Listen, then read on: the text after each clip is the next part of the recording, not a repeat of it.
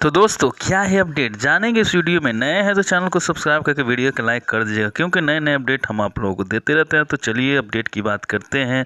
तो अपडेट निकल के आ रहा है दोस्तों कि कल यानी कि दोस्तों 19 मार्च को खेसारी लाल यादव का एक सॉन्ग रिलीज हो रहा है जिसका नाम है गलत जगह। जो हाँ दोस्तों काफ़ी अच्छा सॉन्ग है। और दोस्तों बता दे खासियत इस सॉन्ग के, तो दोस्तों होली स्पेशल इस सॉन्ग का दोस्तों बता दें कि बहुत ही ज़बरदस्त इसका लेखनी भइल बा। दोस्तों इसका लेखनी बहुत ज़बरदस्त है।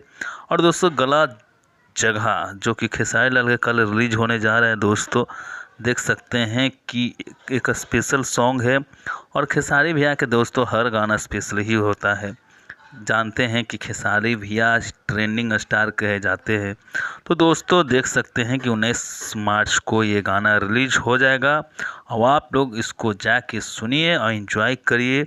और नए नए अपडेट हम आप लोग को इसी तरह देते रहते हैं। तो दोस्तों हमारा चैनल से बने रहिए। जय भोजपुरी जय बिहार।